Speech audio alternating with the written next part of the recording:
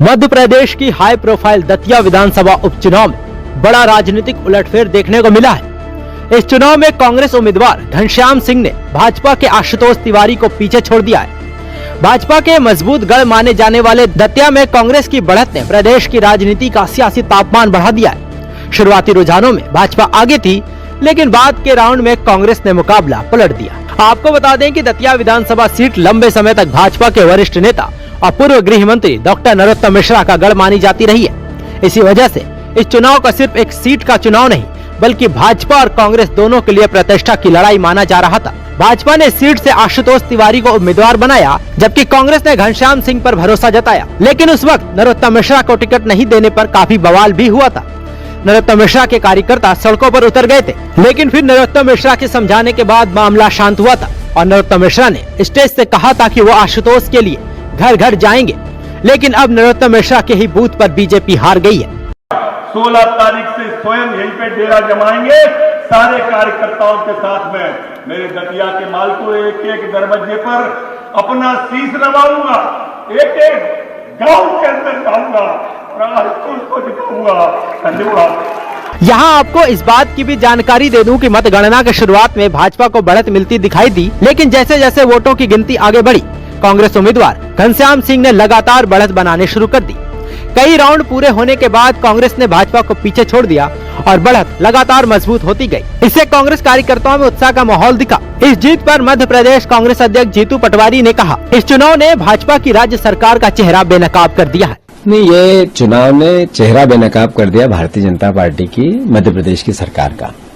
जितनी भ्रष्ट और अकूट अराजकता की सरकार है, जिसका किसी भी क्षेत्र में कोई मैनेजमेंट काम नहीं करता, उस सरकार के चेहरे को दतिया की जनता ने जिम्मेवारी के साथ बेनकाब किया है।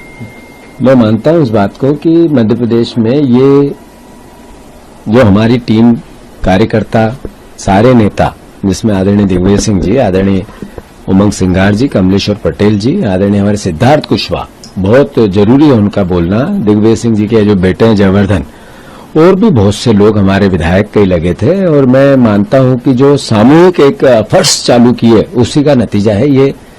दतिया की जो भावना थी वो मध्य प्रदेश और देश के सामने। दतिया की जनता को खूब खूब खूब साधुवाद, खूब उनका ऋणी और उनका धन्यवाद देना चाहता हूं, जिन्होंने मध्य प्रदेश की राजनीति में बदलाव का श्रृंखला किया। उन्होंने दतिया की जनता ने पूरे देश को, प्रदेश को मैसेज दिया कि भारतीय जनता पार्टी की जो अत्यंत अहंकार रिवेंज की पॉलिटिक्स है, भ्रष्टाचार की पॉलिटिक्स है, सत्ता के दुरुपयोग की पॉलिटिक्स है, उसका प्रतिकार किया। एक नई दिशा में प्रदेश को ले जाने के लिए रास्ता दिया। साथ ही राहुल गांधी जी के नेतृत्व को देश पसंद करने लगा है। राहुल गांधी जी के उठाए मुद्दों को दतिया की जनता ने सील लगाई है। आदरणीय अखिलेश जी को भी बहुत साधुवाद और धन्यवाद देना चाहता हूं कि इस चुनाव में समाजवादी पार्टी के कार्यकर्ताओं ने और अखिलेश जी ने भी जो हमारे सहयोग किया, चूंकि झांसी से लगा हुआ हिस्सा है, और बहुत यादव परिवार के हमारे साथीगण हैं जिन्होंने इसमें अखिलेश जी के कहने पर हमारा सहयोग किया। जीत का एक तरह से उनको भी श्रेय जाता है। मैंने अखिलेश जी को धन्यवाद किया। जैन जी का जो पूरे प्रदेश और देश में आंदोलन हुआ, राहुल जी ने जिस तरीके से उसको नेतृत्व दिया, उसको भी दतिया की जनता ने सपोर्ट किया।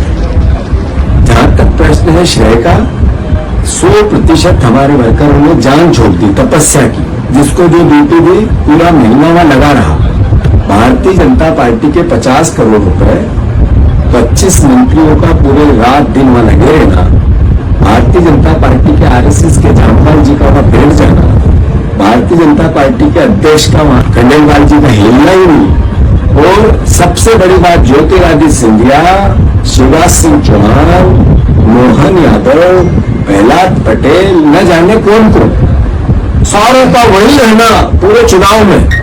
उसके बाद दतिया की जनता का कांग्रेस के वर्करों के प्रयास के साथ इतना बड़ा बदलाव करना मध्य प्रदेश के इस सरकार के चेहरे को बेनकाब करता है। मैं धन्यवाद देना चाहता हूं आदरणीय दिग्विजय सिंह जी को, आदरणीय सीएलपी के हमारे नेता उमंग सिंगार जी को, आदरणीय कमलेश्वर पटेल जी को, सचिन यादव जी को, आदरणीय जयवर्धन सिंह जी को, सिद्धार्थ कुशवाहा, एक बहुत मेरे साथी ने, बहुत कार्यकर्ता, लेकिन मैं सबका नाम नहीं ले सकता हूं, पर जिस तरीके से जिसको जो ड्यूटी दी, कुछ करवार पंकज उपाध्याय, दिनेश गुर्जर, रोजनाथ कुशवाहा और भी परिवार के लोग हैं, हमारे फूल सिंह बरैया जी, बहुत लोगों ने जिस तरीके से जान झोंकी, मैं उनका सबका साधुवाद करता हूं, श्रेय उन्हीं का है।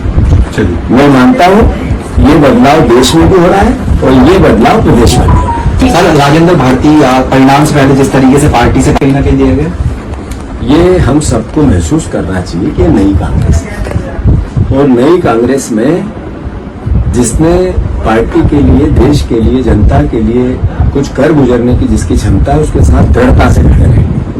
और जो पार्टी को किसी भी प्रकार से, जब हम भारतीय जनता पार्टी से लड़ रहे हैं और तब कोई भी नुकसान हो, पार्टी बर्दाश्त नहीं करेगी। ये डिसीजन उसी का परिणाम। राजेंद्र भारती जी, जब उनसे संघर्ष हो रहा था, पूरी पार्टी उनके साथ थी, और ये जो टिकट का वितरण हुआ उनसे पूछ के हुआ, और अगर फिर कोई किसी प्रकार का पार्टी को नुकसान पहुंचाने की कोशिश होगी तो पार्टी ने उसको संज्ञान में लिया और निर्णय लिया। मैं समझता हूं ये सबके लिए एक मैसेज है।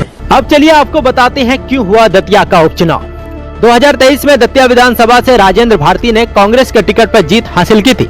उन्होंने पूर्व गृह मंत्री नरोत्तम मिश्रा को हराया था। हालांकि बाद में उन्हें एक पुराने मामले में सजा हो गई और उनकी विधायकी रद्द कर दी गई। इसी वजह से उपचुनाव हुए हैं। राजेंद्र भारती चुनाव लड़ने के योग्य नहीं थे। वहीं बीजेपी ने नरोत्तम मिश्रा का टिकट काट दिया। ऐसे में दोनों पार्टियों ने नए चेहरों को मौका दिया। आशुतोष युवा नेता है, वहीं घनश्याम पहले भी विधायक रह चुके हैं। ऐसे में कांग्रेस की जीत पर राजनीतिक विश्लेषक इसे भाजपा के मजबूत गढ़ में बड़ी सेंध के रूप में देख रही हैं। वहीं भाजपा के लिए ये परिणाम संगठन और चुनावी रणनीति पर नए सिरे से विचार करने का संकेत हो सकता है। मध्य प्रदेश विधानसभा की 230 सीटों में से बीजेपी के पास 164 विधायक हैं, कांग्रेस के पास 64 और भारत आदिवासी पार्टी के पास 1 विधायक है। दतिया उपचुनाव बीजेपी के नए राज्य अध्यक्ष हेमंत खंडेलवाल के लिए भी पहली चुनावी परीक्षा है। जानकारों के मुताबिक 2028 के विधानसभा चुनाव से पहले राज्य में सत्ताधारी बीजेपी और विपक्षी कांग्रेस दोनों की राजनीतिक स्थिति पर इस नतीजे का बहुत बड़ा असर पड़ सकता है। आप इस पूरे मामले पर क्या सोचते हैं, हमें कमेंट्स में जरूर। अगर आपको हमारा ये वीडियो पसंद आया हो तो इसे लाइक और शेयर जरूर करें, और हाँ, हमें सब्सक्राइब और फॉलो करना ना भूलें, ताकि आप देश और दुनिया की कोई खबर मिस ना करें। जुड़े रहिए हमारे साथ और देखते रहिए